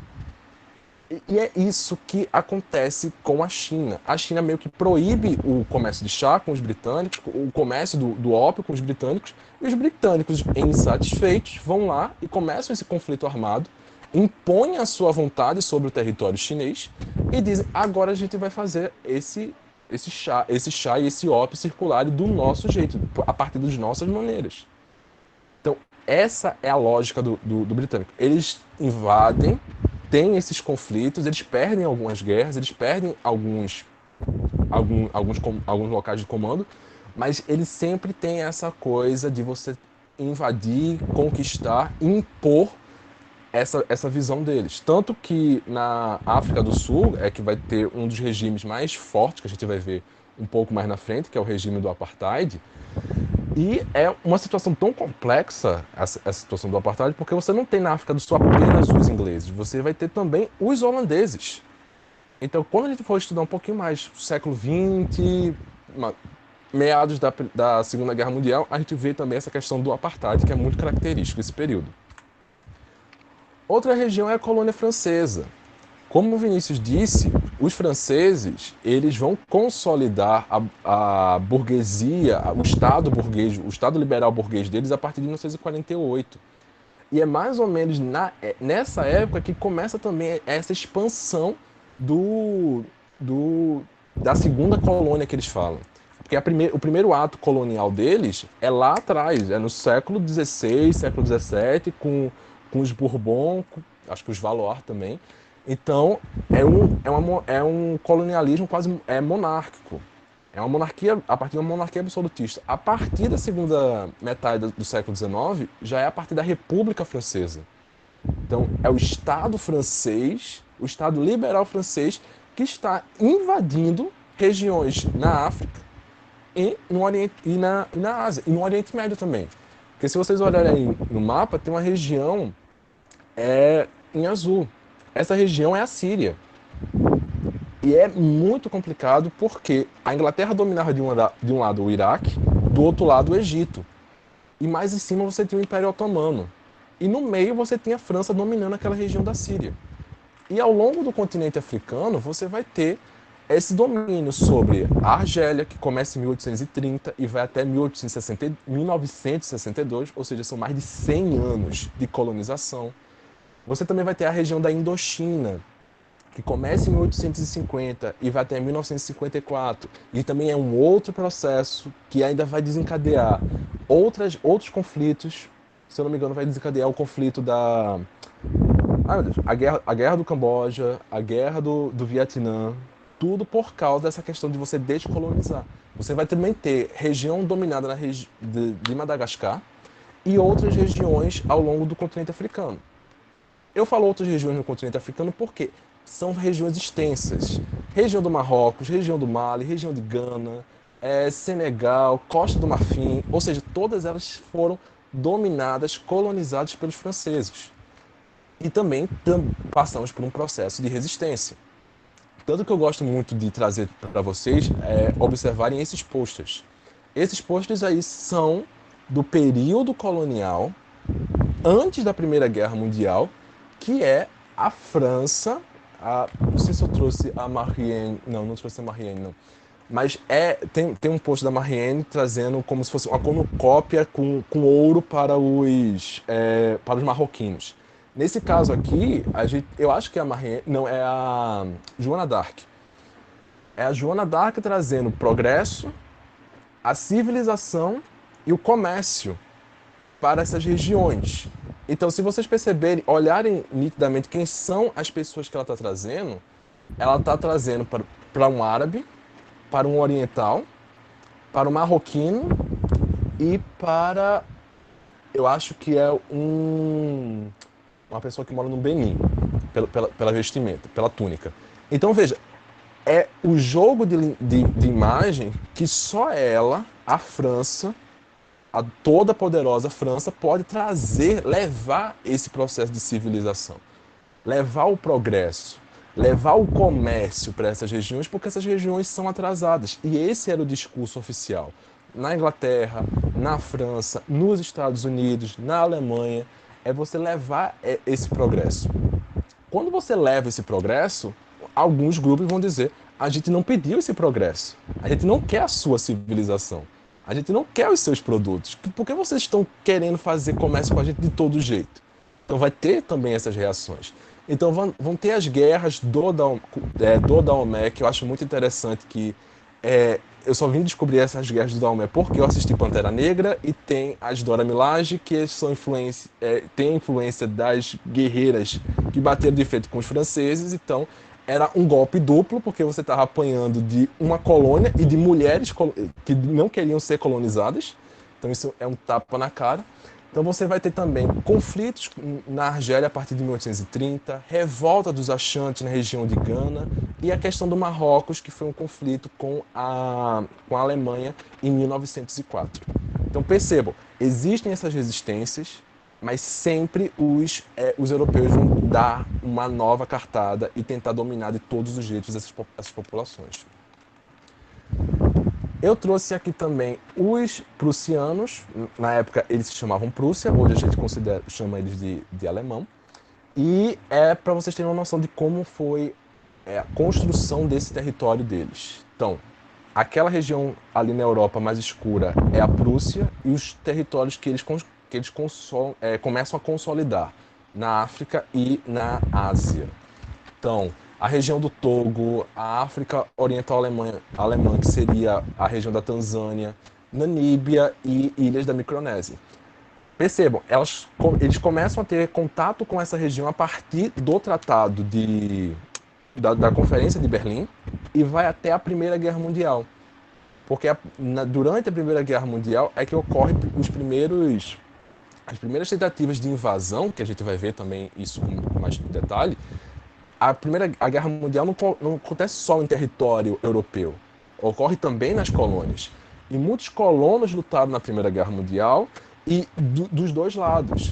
Então, quando a Alemanha começa a perder territórios no continente, ela perde também parte das suas colônias. Então, ela vai perder colônia em 16, em 15, e quando ela perde de vez a guerra no continente europeu em 18, ela vai perder também todas as suas colônias de maneira geral. E a resistência a eles foi a resistência à guerra da Namíbia, que durou em 1904, e eu recomendo vocês assistirem um documentário chamado Racismo e Eugenia, que explica um pouquinho mais sobre como é que foi desenvolvido depois dessa guerra o que aconteceu sobre o processo de eugenia e eugenização dessa população da Namíbia depois desse conflito. Para finalizar, Bélgica e o Congo belga. Para vocês terem uma noção, a região do Congo tinha uma população estimada em 70, 80 milhões de pessoas quando os belgas tomaram conta dessa região. E para consolidar o seu poder, eles tiveram uma das mais sangrentas e mais... É até difícil colocar em palavras sobre isso, porque foi uma crueldade tão grande que fizeram com a população em si, de você decepar parte do braço, de você decepar parte do nariz, para você se colocar, para você impor a sua vontade. Então, de uns 70, 80 milhões de pessoas que viviam nessa região do Congo, foi reduzido para um pouco menos de 30 milhões, 40 milhões. Então, era uma população muito expressiva, em pouco tempo de colonização, 1908 até 1960, a colônia belga foi muito batida, foi muito massacrada. E o rei Leopoldo praticamente, pronto, até hoje tem não sei se Silvia já foi no museu que tem do Leopoldo, que ele traz muitas coisas, muitos artefatos da região do Congo e monta um museu. E é um museu tão expressivo da cultura local que a população do Congo hoje em dia está reivindicando que tudo que está nesse museu volte para lá. Volte para o seu local de origem. Porque literalmente foi a pior expressão do imperialismo naquela região. Além de você matar a população, você estava exterminando a sua cultura. Questão da China. Tudo que a gente já viu em relação à conquista da China também tem todos esses detalhes. Eu vou adiantar um pouquinho, que a gente só tem um mínimo de 5 minutos, porque eu quero responder a questão de vocês. Então, o que aconteceu na África, a partir da Conferência de Berlim, também foi se estendendo para várias regiões da Ásia e da Micronésia e da Oceania. E o que é que vai acontecer? É essa questão da civilização e da barbárie. A Europa ela vai se constituir enquanto esse local de ser a passagem da civilização. Eles são a civilização, eles estão levando a civilização para os bárbaros. E isso é reproduzido em várias ilustrações, em vários cartazes, em vários filmes no início do século XX também, que eles são a única salvação do continente africano, do continente asiático. E isso é passado de geração em geração, de geração em geração. Isso é muito pesado, minha gente. Tanto que nas imagens, se vocês perceberem bem, eu posso até dizer que é a deusa Atena, pelo modelo grego, pela beleza grega, o elmo, com a bandeira estendida, civilização, e a barbárie. Você vê que a barbárie tem uma cor, a barbárie tem um corpo, tem um jeito de ser. E o que tem que ser feito é esse soldado inglês, os mineradores atrás ali que querem trabalhar nas regiões que devem ser conquistadas, para avançar a civilização e destruir esse mundo bárbaro. Entende? Aí eu coloco essa observação que o imperialismo traz uma marca do colonialismo também. Aí eu trago para vocês essa tabelinha explicando o que é o colonialismo, algumas das características do colonialismo lá no século XV e XVIII e o neocolonialismo a partir do século XIX e século XX. E só para a gente ter uma diferenciação. Século XVIII você tinha monarquias absolutistas, a partir do século XIX, meados do século XIX, você vai ter esses estados liberais burgueses. Então é um estado liberal que está financiando conquistas e exploração de territórios. Entendem? Vejam depois essa tabelinha direitinho, vejam também os documentários e as indicações que a gente vai fazer. Para finalizar, imperialismo estadunidense. Quem eram os Estados Unidos naquele momento? Era uma potência à democracia. Eles se reivindicam nisso. O George Washington fala isso nos discursos dele, o Thomas Jefferson, o James Monroe e o Adams também. Outros presidentes se colocam como esses porta-vozes da democracia. Isso é muito presente nas narrativas dos Estados Unidos, principalmente no final do século XIX e início do século XX. E todo esse conceito de democracia e liberdade vai atrair muitos europeus que estavam tentando fugir desses movimentos políticos, desses conflitos de guerra que ocorriam em toda a Europa continental para tentar chegar na Europa, para tentar chegar nos Estados Unidos. Aí a gente vai ver pelo menos uns 3 movimentos que acontecem sobre esse imperialismo dos Estados Unidos. O primeiro deles é a doutrina Monroe, que é a conhecida América para os americanos. Cuidado para não confundir com o Big Stick. O Big Stick é no início do século XX. O tio Sam pode estar segurando um porrete aí, mas esse porrete é o porrete que está escrito doutrina Monroe. Por quê?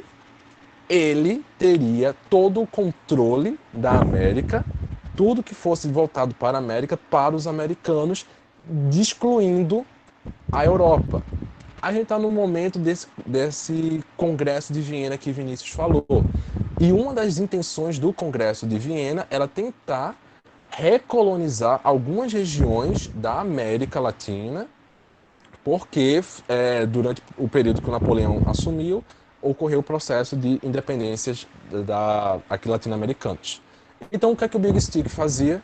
O Congresso americano meio que se organizava em fazer o isolamento da Europa em relação o isolamento da América em relação à Europa e, a partir desse processo, tentar fazer o máximo possível que o comércio e as transações existissem apenas entre o continente americano. Trazemos o Destino Manifesto novamente para vocês, que a gente falou em doutrinas do século XIX. Quem não lembra o que é Destino Manifesto, é uma ideologia política, social, de que o povo americano é o povo escolhido. É o povo escolhido para governar, é o povo escolhido para avançar e progredir com a democracia, levar o progresso. E nessa história de levar o progresso, a gente tem essa alegoria, essa imagem daí, belíssima, que temos a pior sensação de todas, que é o progresso levando, por um lado, segurando a educação, levando a educação para a população indígena, e ao mesmo tempo trazendo a linha de telégrafo e o trem a vapor. Então, ao passo que ela vai progredindo pela tela, você vai vendo que vai ficando mais claro, e população indígena e a vida selvagem vai sendo afastada do litoral até o interior. O que é que vai acontecer nesse processo? Genocídio da população indígena, uma coisa chamada internato, orfanato de crianças indígenas. Isso acontece nos Estados Unidos e no Canadá e é muito, muito pesado, gente. Muito pesado mesmo. Depois vocês procuram algumas reportagens sobre orfanatos indígenas nos Estados Unidos ou internatos indígenas. Internatos militares indígenas, que era pior ainda, porque era o Estado que financiava isso, e é muito tenso.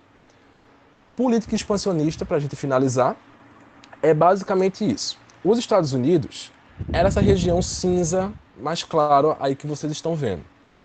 Com as teorias do Destino Manifesto, com a visão de progresso deles, a expansão mesmo própria do capitalismo que eles também tinham, a visão liberal de expansão do próprio comércio, eles vão tentar focar em outras regiões que eles poderiam ter de cobiça.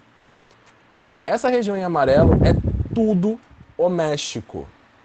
Só para vocês terem noção, essa região em amarelo é o México. A partir de 1845, vai existir uma guerra chamada Guerra México-Americana, ou Guerras México-Americanas, que vai literalmente destruir o que a gente vai chamar hoje de Texas, vai incorporar aos Estados Unidos e vai destruir vários estados e regiões que eram do México e vão ser incorporadas aos Estados Unidos. Tanto que o mapa, eu trago aqui um mapa para vocês, o primeiro lugar é de 1803 e o último é de 1863. Ou seja, os Estados Unidos eles vão se expandindo rapidamente e gradualmente em pouco mais de 50 anos. E isso a gente chega na política do Big Stick. O que seria essa política do Big Stick? Fala manso, mas sempre carrega esse porrete do teu lado. Fala devagarzinho, tenta convencer na fala, mas tu tenta impor a tua vontade. Isso vai acontecer com vários países na América Latina.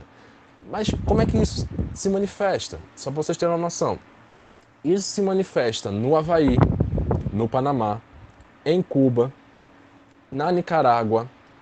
É essa imposição que os Estados Unidos vão fazendo de eu não gosto, eu tenho que fazer essa política com vocês. Vocês concordam? Não, não concordamos. Então foi triste. Então a gente vai ter que impor a nossa vontade aqui desse jeito. Então essa imposição, ou por armas, ou por bloqueio continental, mas por bloqueio comercial, é feito de uma maneira muito estratégica pelos norte-americanos. E isso tudo, diga-se de passagem, passado pelo Congresso americano. Isso não foi ideia da cabeça de um presidente que quis fazer nada, não. Era o Congresso americano que faziam as leis, que passavam isso. Eu digo isso porque Cuba foi assim, o Havaí foi assim, o Panamá foi assim. Então são várias questões que são debatidas democraticamente no modelo de democracia deles, que são feitas de imposição na América Latina. Aí eu trago para vocês, para a gente finalizar, sobre essas políticas, além dessas políticas expansionistas, essa questão de compra. Como é que os Estados Unidos conseguiram crescer tanto em tão pouco tempo? Comprando determinadas regiões. A França estava endividada por causa de Napoleão. Napoleão vai e vende a Louisiana. A Espanha também estava um pouco endividada naquela época. Então ela faz o quê? Ela vende as Filipinas no final do século XIX, vende as Ilhas Guam, vende Porto Rico, vende a Flórida. Então ela vai comprando determinados territórios, vai descobrindo nesses determinados territórios alguns metais preciosos, carvão, petróleo no final do século XIX. Então ela vai crescendo e ela vai se aproveitando muito desse comércio. Para vocês terem uma noção aqui, esse aqui é o Roosevelt com a política dele do Big Stick na região do Caribe, depois vocês olham direitinho. Aqui é outra ilustração para vocês verem a imposição do tio Sam, nessa questão da escolarização e de educação, enquanto atrás você vê todos os estados lendo, sendo educados, você vê os novos estados, os novos protetorados americanos, que é Cuba, Porto Rico, Havaí e Filipinas, assustados com essa imponência do tio Sam. No fundo, você tem um indígena lendo um livro de cabeça para baixo, praticamente dizendo que eles nunca vão ser incorporados à nossa sociedade.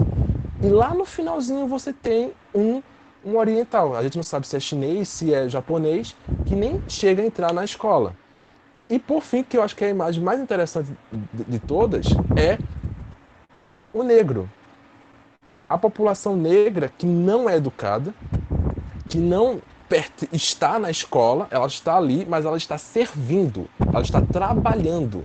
Porque a visão do americano é que o negro não se adequa nesse modelo. O negro só serve ali para ser a válvula de escape do riso e a pessoa que está ali para servir.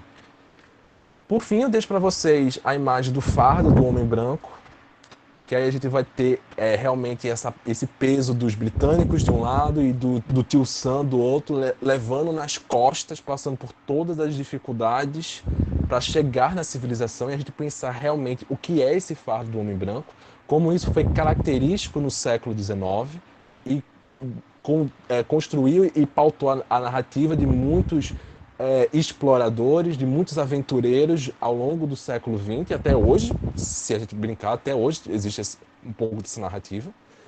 E para a gente finalizar, indicação de filme e livro. Germinal, tanto o livro quanto o filme são interessantes, muito bom para vocês assistirem. Oliver Twist é um pouco pesado, é um pouco triste, mas é mais leve do que assistir Germinal. E indicação de livro, pronto, um dos que eu li, que eu consegui ler, foi o Contra a História do Liberalismo do Surdo, e eu li na faculdade Holocaustos Coloniais também, o primeiro capítulo. E eu tô louco para ler Colonialismo e Luta Anticolonial. Fica a dica para vocês. Certo, gente? Falei muito, temos uns 5 minutos para responder as 2 perguntas que fizeram. Eu acho que dá tempo ainda. As perguntas foram as seguintes. Uma foi de Aline. Ela perguntou: na época da Revolução Industrial, ainda vigora a mão de obra escrava? Essa é a pergunta. E o outro foi do Ramon. A mais-valia passou a existir após a Revolução?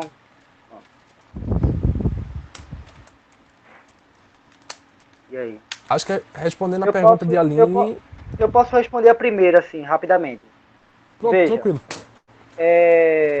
Veja só. Eu acho que ela não tá mais aí, mas enfim, né?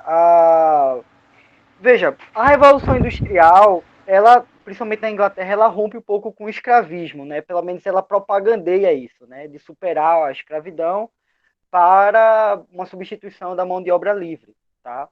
Mas, aí tá uma atenção, veja só. A mão de obra escrava existia, não, o que existia era a servidão, na Inglaterra. E quando a Inglaterra começa a forçar uma legislação ultramarina para barrar o tráfico negreiro, na América Latina, por exemplo, no caso do Brasil, ela não fez isso porque, que maravilha, ela quer salvar os negros. Não. Se você for ler Adam Smith, por exemplo, né, A Riqueza das Nações, ele faz uma defesa do trabalho livre em substituição do trabalho escravo. Mas ele não fala isso porque ele acha que o trabalho escravo é muito aviltante e aquilo é desumano. Ele fala isso porque, para o capitalismo, é muito mais estratégica a mão de obra assalariada, porque ela pode consumir, diferente do negro escravo.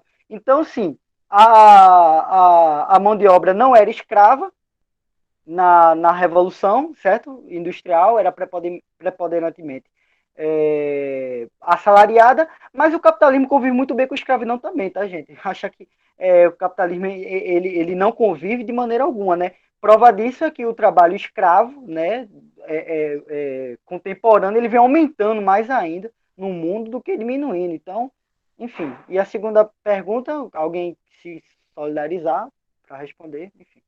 Acho que tu pode concluir, Vinícius, respondendo essa também, porque só restam 3 minutos.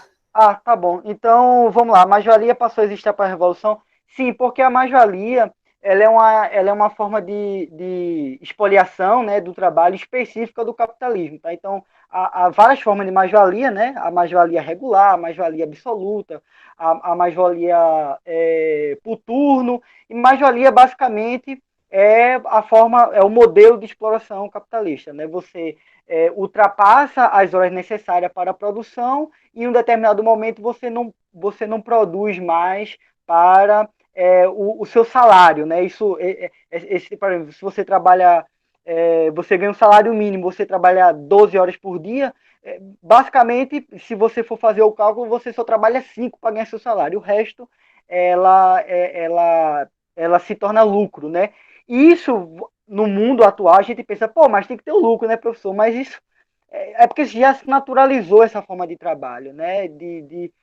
A lucratividade sempre ser o excedente salarial. Mas não era até o capitalismo. Então, sim, a mais-valia é uma forma específica de exploração do trabalho. Hoje em dia a gente tem a mais-valia digital, né, no YouTube e outros canais assim digitais. Mas é isso aí, gente. Mais uma vez agradecemos a presença de vocês. Muito bacana, deu mais de 30 pessoas. Helder, que estava comigo, ou eu que estava com ele, né, no ano passado, quando, enfim, só tinha 10 pessoas, era muita coisa, né, Helder? Então, assim, Aham. parabéns, eu estou muito feliz pela presença de vocês e bola de matemática. Beijo aí, abraço. E Valeu, obrigado gente. aí, Silva, e Brigadão obrigado, mesmo. Helder aí.